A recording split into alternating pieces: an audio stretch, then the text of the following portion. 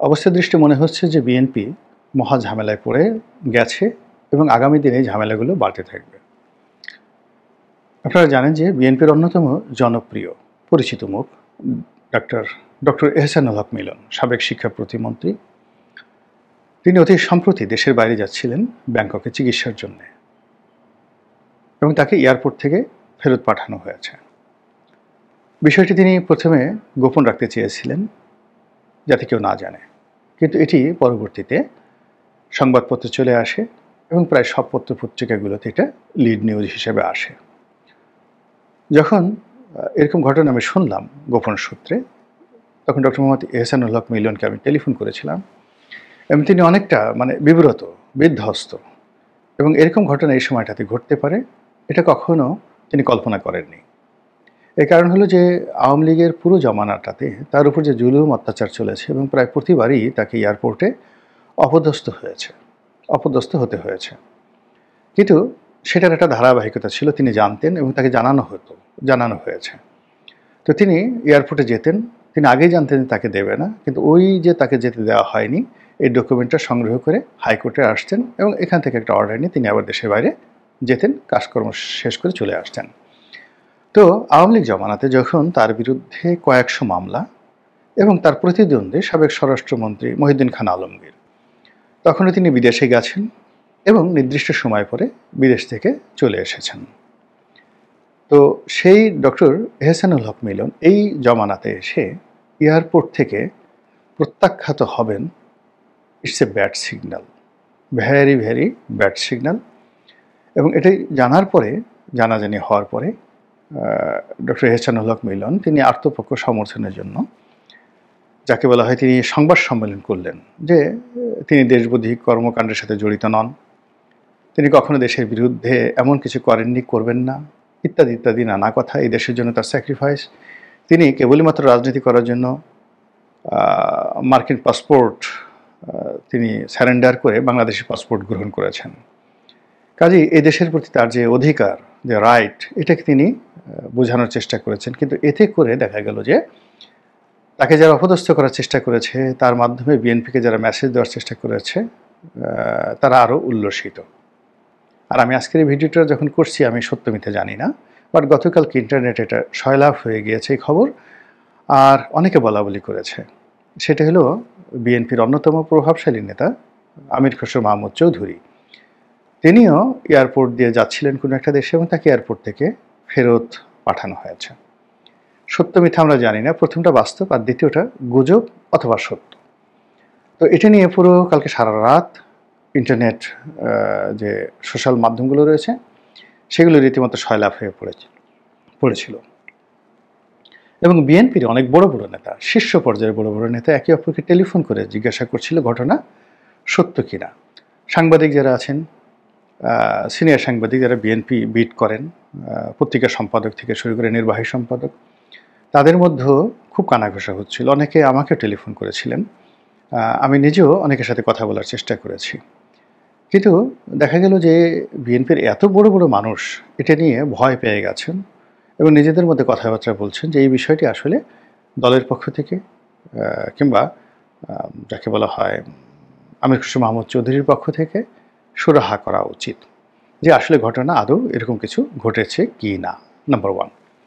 Number two হলো যে যদি আমির খসরু মাহমুদ চৌধুরীর সঙ্গে এই ঘটনা না ঘটে থাকে, আপনি নিশ্চিত থাকতে পারেন যে এহসানুল হক মিলনের সাথে যে ঘটনা ঘটেছে আগামীতে বিএনপির আরও অনেক লোকের কপাল পড়বে, ভীষণ রকমভাবে কপাল পড়বে। কেন? এখানে মূল ব্যাপার হলো যে যারা এই বিপ্লবে বিজয়ী হয়েছেন, কারা বিজয়ী হয়েছেন? এনসিপি এবং জামাত।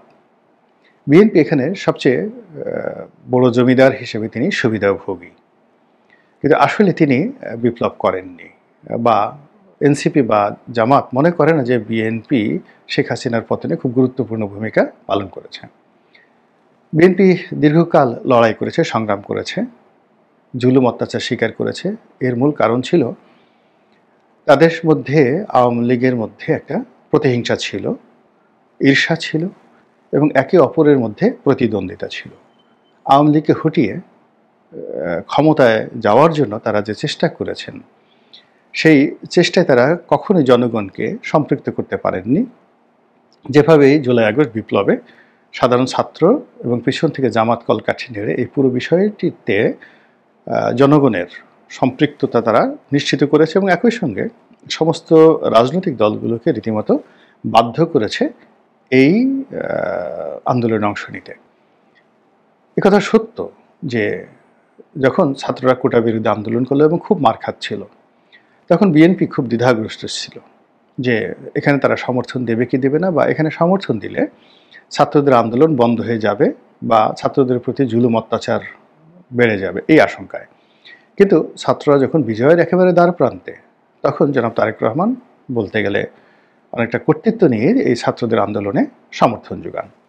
আর ছাত্ররা যখন 99.99% সফলতার দ্বার প্রান্তে পৌঁছে যায়, ঠিক সেই সময়টাতে বিএনপিও এখানে এই আন্দোলনে নিজেদেরকে সম্পৃক্ত করে ফেলে এবং এটা নট মোর দ্যান 5 days, মানে আগস্ট মাস 2024-এর 1 তারিখের পরে নয়। কিন্তু যারা এই আন্দোলনের পেছনে ম্যাটিকুলাস ডিজাইন করেছে গত 2-3 বছর ধরে, এই ডিজাইনের সঙ্গে বিএনপির কোনো সংযোগ ছিল না।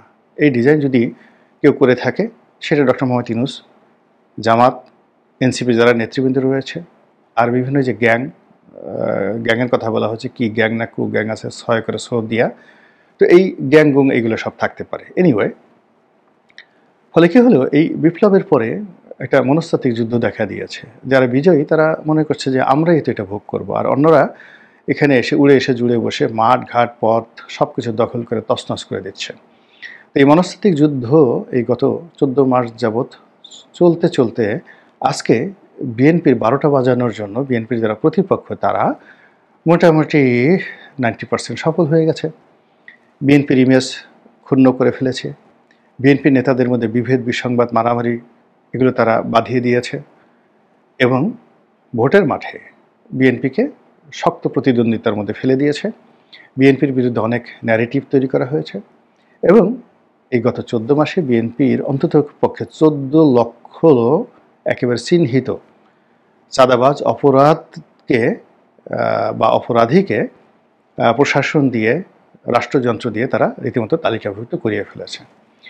এখন যদি একটি অপারেশন ক্লিন হার্ট হয় বা সারা দেশে অস্ত্র উদ্ধারের নামে ধরপাকড় হয়, আইন শৃঙ্খলা রক্ষা করার নামে যদি দমন পীড়ন শুরু হয়ে যায়, কাদের উপর হবে? আওয়ামী লীগের লোক তো পালিয়ে আছে। বিএনপির যে সমস্ত লোকজন দাপট দেখাচ্ছে তাদের সবাইকে রীতিমতো শুইয়ে ফেলা যাবে। এই কাজটি অবশ্যই বিএনপির যারা প্রতিপক্ষ তারা করবে, কিন্তু তার আগে বিএনপিকে আর এক দফা ডলা দিতে চাচ্ছে, মানসিকভাবে ডলা দিতে চাচ্ছে। সেই ডলার জন্য তারা এখন এই জুলাই সনদ যেভাবে তারা কৌশলী বিএনপিকে দিয়ে স্বাক্ষর করিয়ে ফেলেছে, এর দ্বিতীয় যে প্রকল্প, সেই প্রকল্প হলো হানা ভোট, গণভোট। এখন বিএনপি কোনো অবস্থাতেই নভেম্বর মাসে বা ডিসেম্বর মাসে বা জাতীয় নির্বাচনের আগে গণভোটে যেতে চাচ্ছে না, করতে দিতে চাচ্ছে না। আর বিএনপি যে চাচ্ছে না, তাদেরকে কৌশলে ফাঁদের মধ্যে আটকে, মানে উত্তেজিত করে নানা রকম কথাবার্তা বলে এই হানা ভোটে রাজি করানো, অথবা এই হানা ভোটটি বানচাল হয়ে গেছে, জুলাই সনদ বানচাল হয়ে গেছে বিএনপির কারণে, এই বদনামটি তাদের ঘাড়ের উপর দেয়া।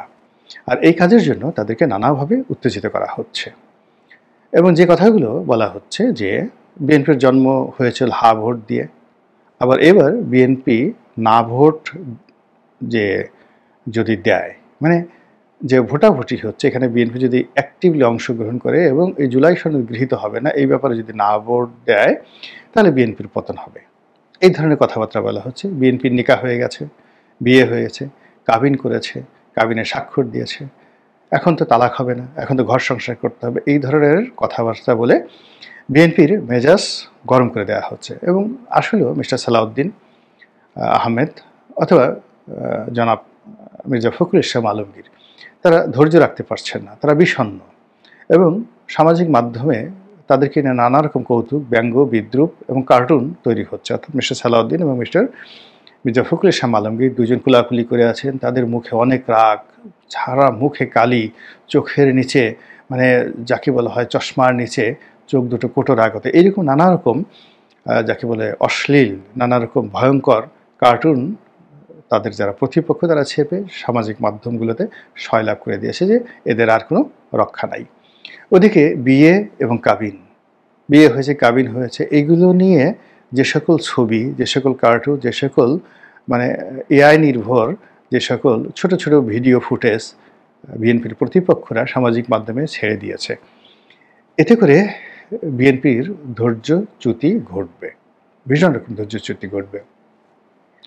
তো এরকম যখন একটা অবস্থা চলছে তখন বিএনপিকে আরও মানসিকভাবে দুর্বল করে দেওয়ার জন্য, অর্থাৎ বিএনপি যত মারামারি করতে গিয়ে, কাটাকাটি করতে গিয়ে বা লাগালাগি করতে গিয়ে তারা যেন শক্তিমত্তা না পায়, তাদের হাত পা যেন থরথর করে কাঁপে, তারা যেন বিধ্বস্ত অবস্থায় থাকে, এজন্য তারা যে কাজটি করছে সেটি হলো বিএনপির মনকে দুর্বল করে দেওয়া। এবং সেই দুর্বল করার কতগুলো লক্ষণ আছে।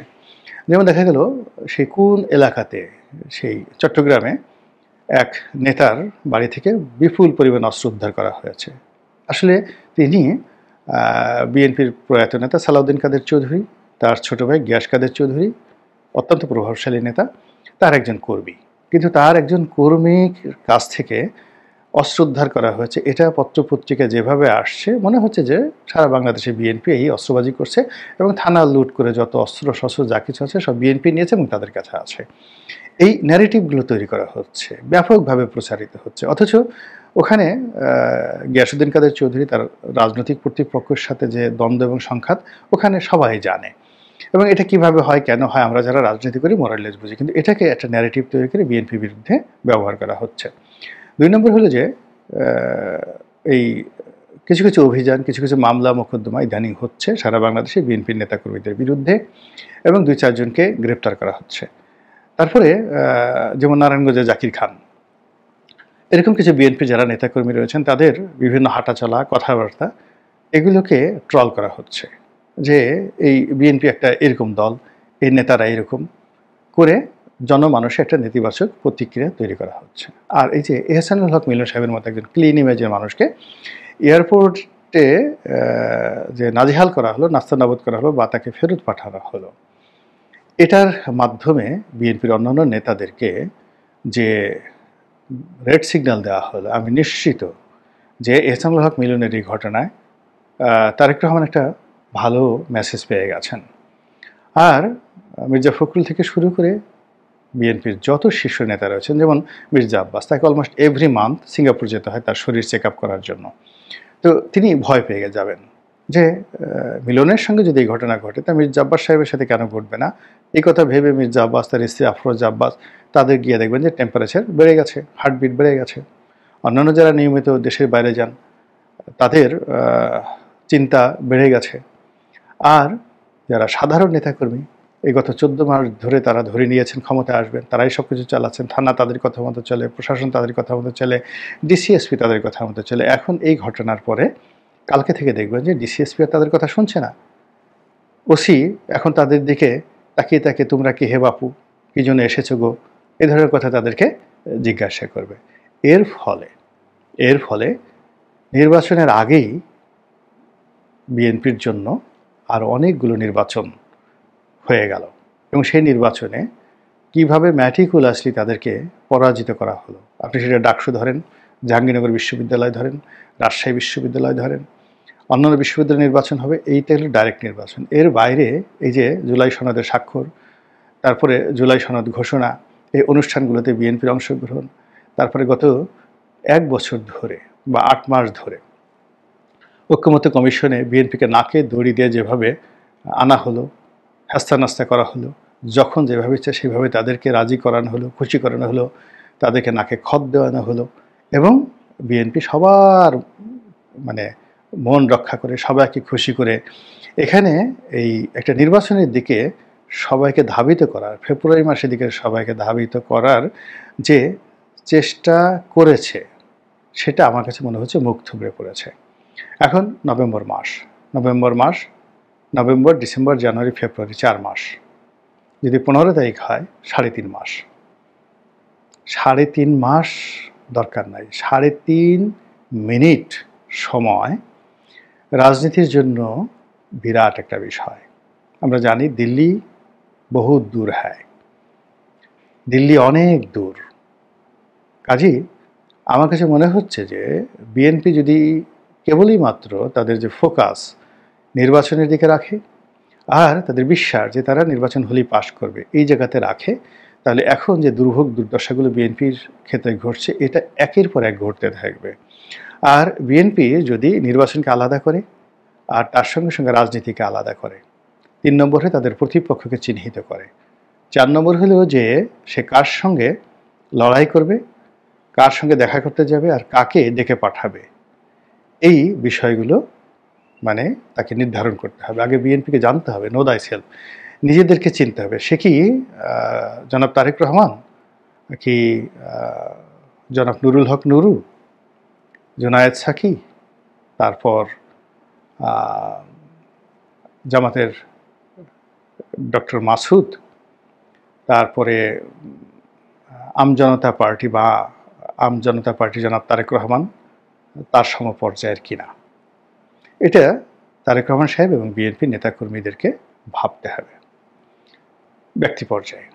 ২ নম্বর হলো দল হিসেবে বিএনপি, এই যে ছোট ছোট যে রাজনৈতিক দল যাদের পেছনে ঘুরছে, যাদেরকে বন্ধু বানানোর চেষ্টা করছে, এটা বিএনপির জন্য শোভনীয় কিনা, লাভজনক কিনা, বা এটা আদৌ দরকার আছে কিনা।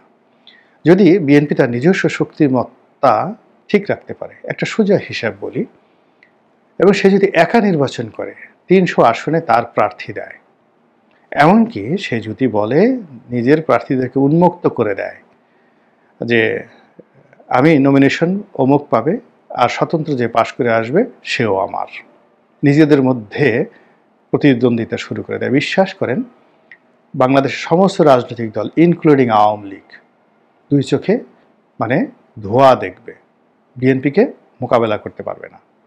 কিন্তু এই যে একটা আণবিক শক্তি, পরমাণু শক্তি বিএনপির মধ্যে রয়েছে এই মুহূর্তে, যে একটা অপরচুনিটি তাদের রয়েছে, যে বিএনপির সে বসন্তকাল, সেই বসন্তকাল কিছু নেতা নেত্রী তাদের মন মানসিকতা চিন্তা চেতনা এবং ভুল পন্থার কারণে পুরো বর্ষাকালকে মানে বসন্তকালকে বর্ষাকাল তারা বানিয়ে ফেলেছে। আর নিজেদেরকে অর্থাৎ বিএনপিকে যে পরিবেশ পরিস্থিতি দেশের জনগণ মাথার মুকুট করে রেখেছে, তাদেরকে সবাই বাঘ সিংহ মনে করে, তারা নিজেদেরকে সেখানে পুঁটি মাছ, মলা ঢেলা কেসকি মাছ বানিয়ে তারা যেভাবে মানে দাঁড়ে দাঁড়ে ধর্ণা দিচ্ছে, এর ফলে এখন এই তাদেরকে বিয়ে শাদী কাবিন কলমা থেকে শুরু করে এই যে এয়ারপোর্টে হেনস্থা মামলা মোকদ্দমা এবং অস্ত্র উদ্ধারের নামে যে সকল ঘটনা ঘটছে, এগুলো আগামীতে আরও বেশি বেশি করে ঘটবে। আল্লাহ আমাদের সবাইকে হেদায়েত দান করুন এবং হেফাজত করুন। আসসালামু আলাইকুম ওয়া রাহমাতুল্লাহি ওয়া বারাকাতুহু।